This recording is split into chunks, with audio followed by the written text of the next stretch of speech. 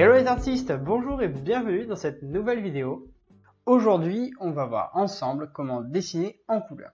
Je vais partager avec vous les 4 étapes essentielles qui vous permettront de comprendre et de réaliser un dessin en couleur.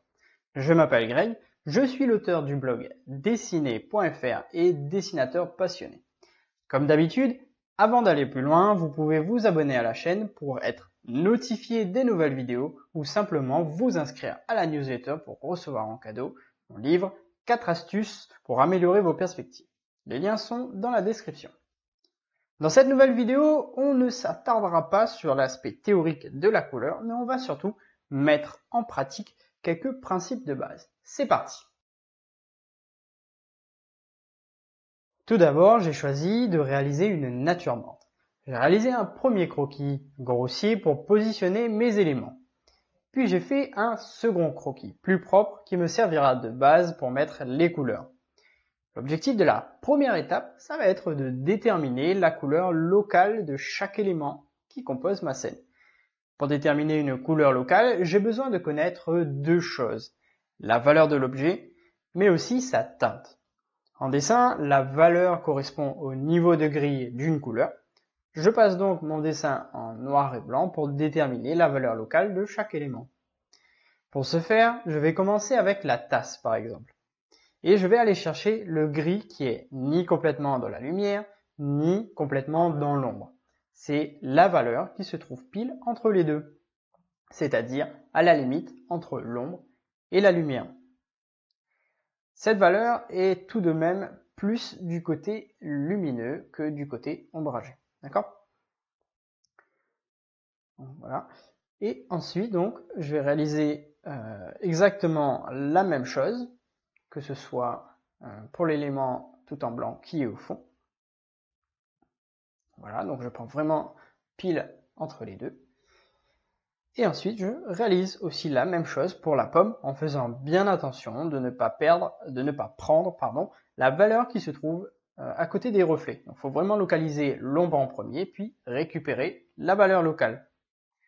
Et enfin, donc, je réitère l'opération pour tous les éléments qui composent ma nature morte, afin de réaliser pour chacun d'eux un aplat en noir et blanc. Si je prends chaque valeur locale de chaque élément, et que je les place les uns à côté des autres, on remarque rapidement qu'ils possèdent tous une valeur locale différente. Certains comme le tissu et la pierre sont plus lumineux et d'autres comme le bouquin et le fond sont plus sombres. Pour que vos couleurs soient justes, il est important que vos valeurs le soient aussi. Si vos valeurs sont justes, vous avez plus de chances de réussir un dessin en couleur. Maintenant, on va déterminer la teinte de chaque objet. On va même être encore plus efficace car on va d'une seule traite trouver la couleur locale de ces objets. La teinte d'abord, c'est la couleur même de votre matière. Par exemple, la pomme possède une teinte rouge, la pomme de terre est plutôt jaune et la mandarine orange.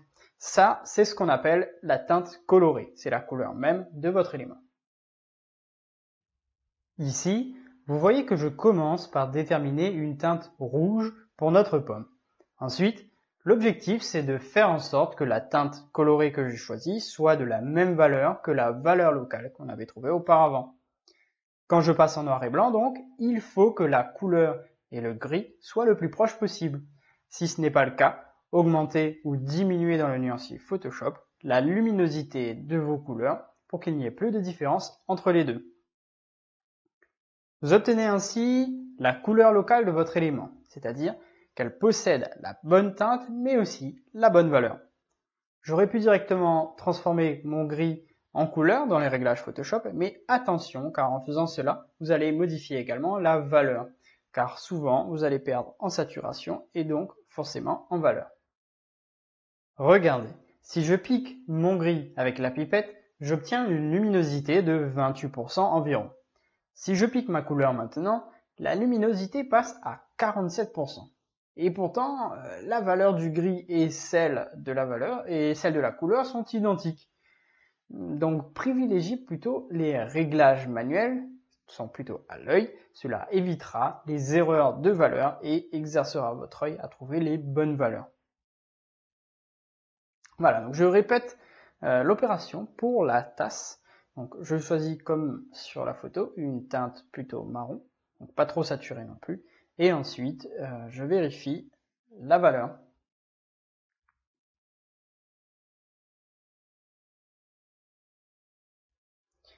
Donc vous voyez qu'il y a une petite différence, donc qui est légèrement plus claire. Donc je vais assombrir un tout petit peu ma couleur. Voilà, on est pas mal.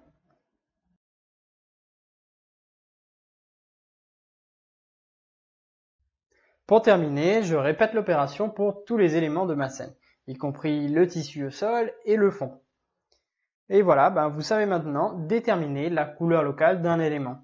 Donc j'espère que vous comprenez mieux le lien fort qu'il existe entre couleur et valeur.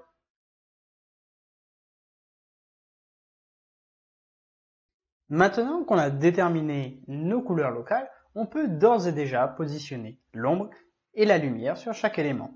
Pour ce faire, il nous faudra trois valeurs. La valeur locale, qu'on possède déjà, une valeur plus claire pour la lumière et une valeur plus foncée pour l'ombre. Notre éclairage se situe en haut à droite et c'est une lumière chaude. La température de la lumière et la teinte de l'éclairage aura une influence fondamentale sur la couleur même des éléments qu'on dessine. Je place en premier la valeur locale qui me servira de base pour choisir les autres valeurs dont j'ai besoin, c'est-à-dire l'ombre et la lumière. À partir de là, une erreur fréquente que j'observe chez les débutants, c'est de considérer toutes les lumières comme blanches et neutres, et donc de choisir la valeur de l'ombre et de la lumière exactement de la même teinte que la valeur moyenne. Et cela n'est pas tout à fait exact. Si vous souhaitez apporter de la richesse à vos couleurs, comprenez que l'éclairage possède une couleur et que celui-ci modifiera la teinte de vos couleurs. Si je prends un éclairage chaud, comme ici, la couleur de la pomme prendra une teinte plus chaude dans la lumière, montera légèrement vers les oranges et jaunes, et une teinte chaude ou froide dans l'ombre. Pour l'ombre, tout dépendra de l'environnement. Si l'environnement est froid, l'ombre prendra une couleur froide, et si l'environnement est chaud, il prendra une couleur chaude. Vous voyez déjà la différence entre les teintes que j'ai à gauche, qui sont pas tout à fait justes, et les teintes que j'ai choisies à droite, qui sont plus proches de la réalité. Donc quand vous choisissez vos couleurs, ne pensez pas uniquement en termes de valeur, mais aussi en termes de température lumineuse. D'accord ? Je peux maintenant utiliser mes trois valeurs et mes trois couleurs pour placer l'ombre et la lumière sur ma pomme. Comment dessiner l'ombre et la lumière? C'est un sujet qu'on a déjà longuement abordé. Je vous laisse donc regarder le contenu déjà présent sur YouTube, mais aussi sur le blog. Je mets bien entendu les liens dans la description. Alors, même si je n'ai déterminé que trois valeurs pour ma pomme, je vais en utiliser bien plus. L'ombre est peut-être encore plus foncée, alors je vais donc baisser davantage la luminosité et la highlight sera peut-être encore plus lumineuse, donc proche des jaunes. Je vais apporter une valeur et des teintes supplémentaires. Le but d'avoir une base de trois couleurs, c'est de pouvoir connaître la gamme de couleurs dans laquelle on va intervenir. Et ensuite, ce sera à vous de modifier les valeurs pour apporter plus de vie à votre dessin.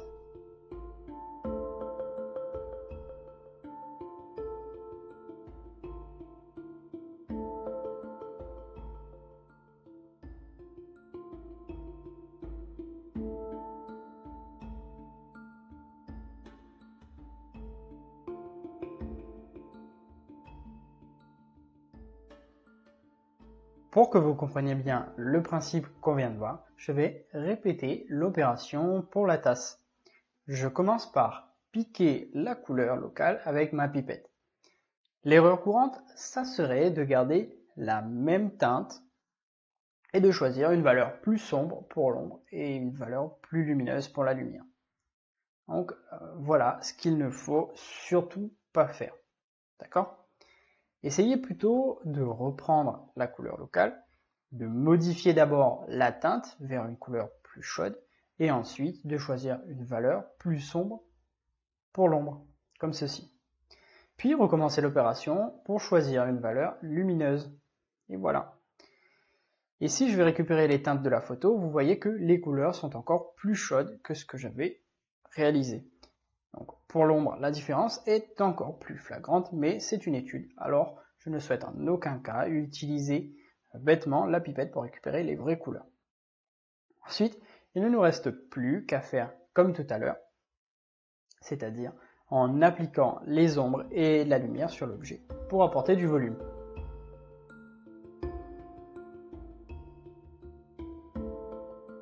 Là encore, je vais utiliser en premier les 3 valeurs de base et ensuite je n'hésiterai pas à aller au-delà pour compléter le dessin.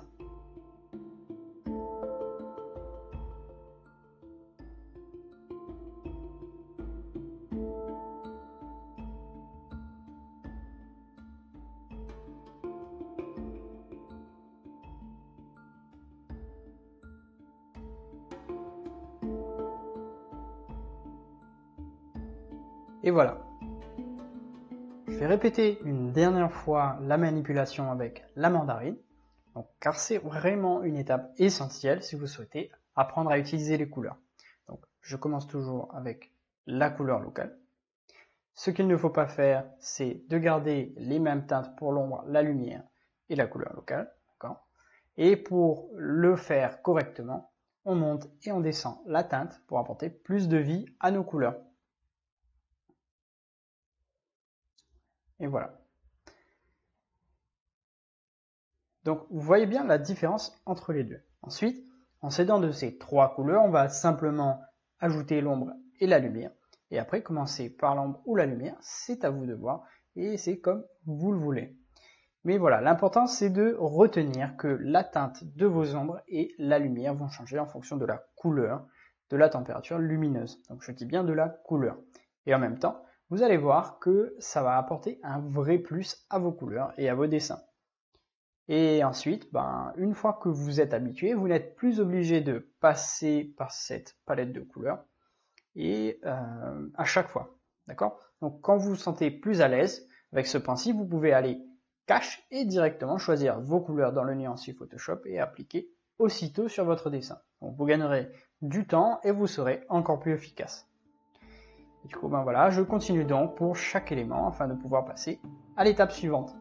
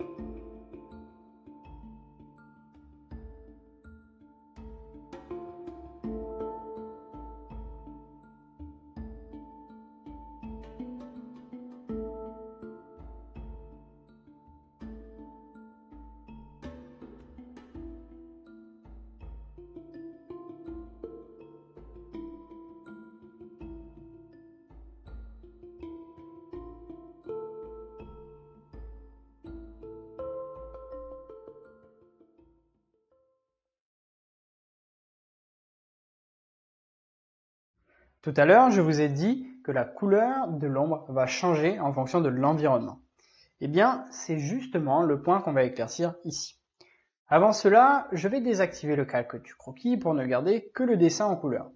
Et ensuite, je vais simplement lisser les coups de pinceau, enfin les coups de brush pour avoir un dessin plus propre. Je reparlerai du Smudge Tools et de l'estompe plus tard dans une prochaine vidéo. Enfin bref, pour revenir à l'étape numéro 3, je vais d'abord vous parler de l'ombre puis du phénomène de réflexion lumineuse qui sont deux facteurs qui influenceront grandement le rendu final de vos couleurs. Commençons par l'ombre, je réalise d'abord une sphère que je vais remplir par une valeur locale. À ce stade, donc, une deuxième erreur que j'observe souvent chez certains débutants, c'est l'utilisation du noir pour les ombres. Évitez absolument d'utiliser du noir pour vos ombres. Pourquoi cela? Le noir a la propriété de ternir la pureté de vos couleurs. Il aura tendance à assombrir l'intégralité de vos images et ce n'est pas forcément ce que l'on veut. D'autre part, dans la vie de tous les jours, vous trouverez très rarement du blanc pur et du noir pur. Ils seront, dans la plupart des cas, colorés. Faites le test, prenez une photo d'un objet noir ou blanc et piquez la couleur de son ombre avec la pipette Photoshop.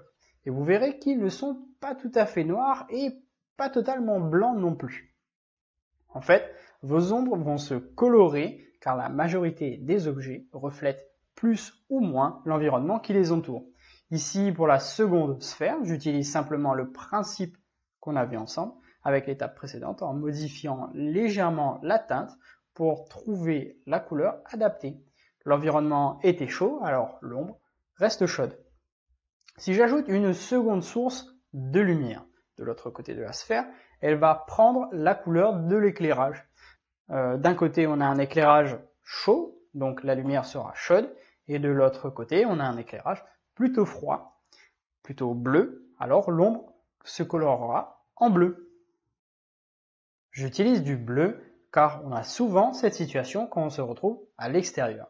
C'est-à-dire que le soleil va apporter de la lumière d'un côté, un éclairage plutôt chaud, et ensuite l'ombre va se colorer en bleu car le ciel est bleu, et mine de rien, il est quand même lumineux. C'est justement ça le phénomène de réflexion lumineuse. Ça veut dire que la couleur de l'environnement autour d'un objet va radicalement changer la perception que nous avons des couleurs. Donc, retenez bien que les ombres ne sont pas noires, mais bel et bien colorées, et que les couleurs dépendront de ce qu'il y a autour. Ok? Maintenant, si je prends une nouvelle sphère avec une autre couleur, du rouge comme pour la pomme par exemple, on va voir qu'il y a un second phénomène qui va se produire. C'est ce qu'on appelle la radiosité ou plus exactement la radiance. C'est l'influence d'une couleur par rapport à une autre. Là par exemple, on a un objet rouge qui se situe à gauche. Celui-ci va influencer l'ombre de l'objet qui se situe à droite. Je dis l'ombre car il est placé du côté de l'ombre. Mais s'il était placé du côté de la lumière, l'influence aurait été toujours présente.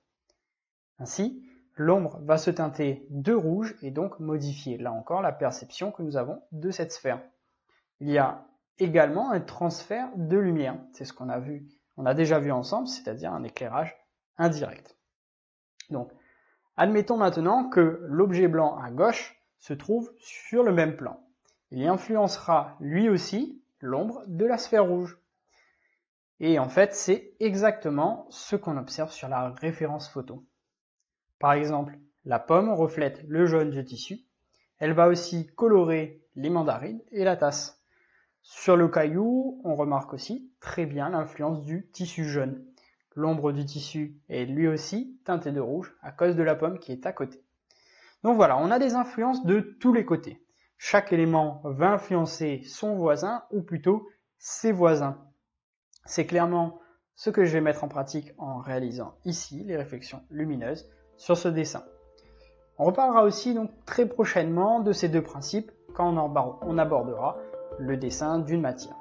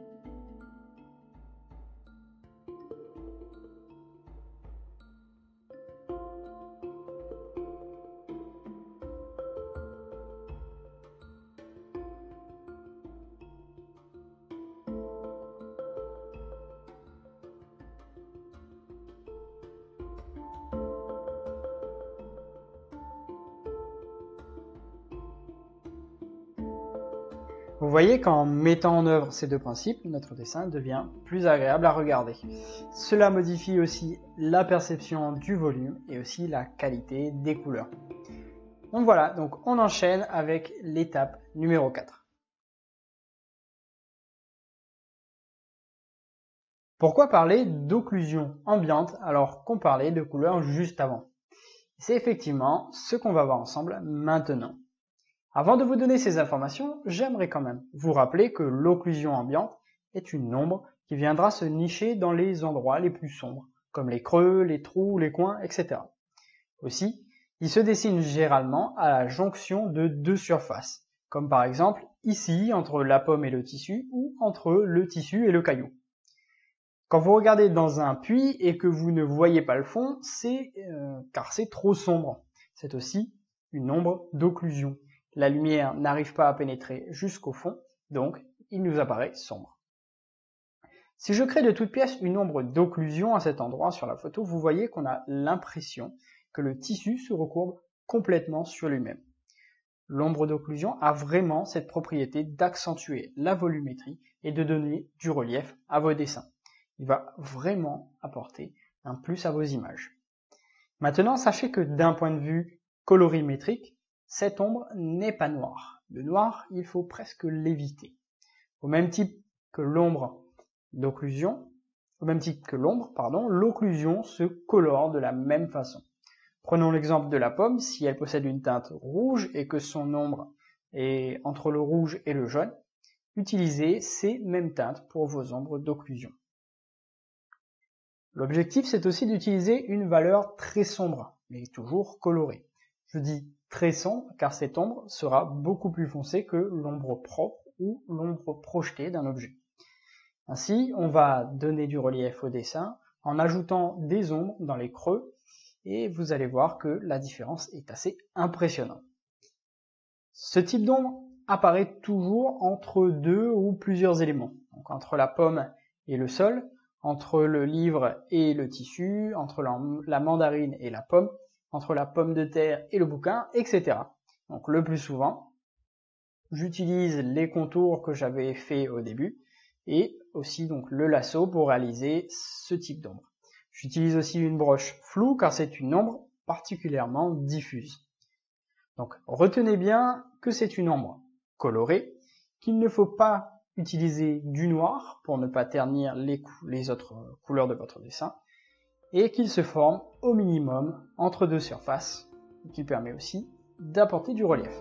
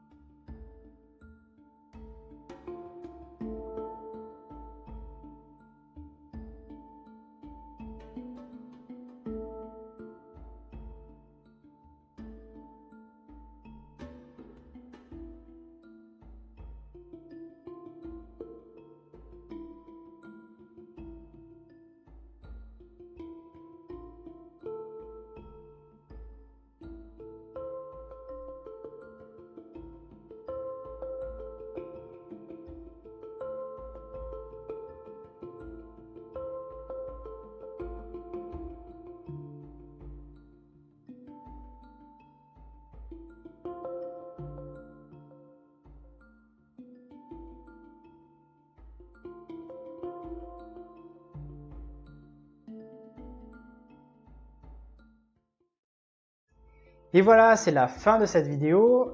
Je sais que ça fait un petit moment que vous attendiez du contenu sur le dessin en couleur.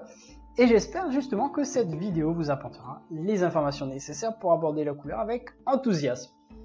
Un article accompagnera cette vidéo, il sera publié la semaine prochaine. Je vous mettrai les liens dans la description, mais en attendant, vous pouvez partager la vidéo et mettre un j'aime si elle vous a plu.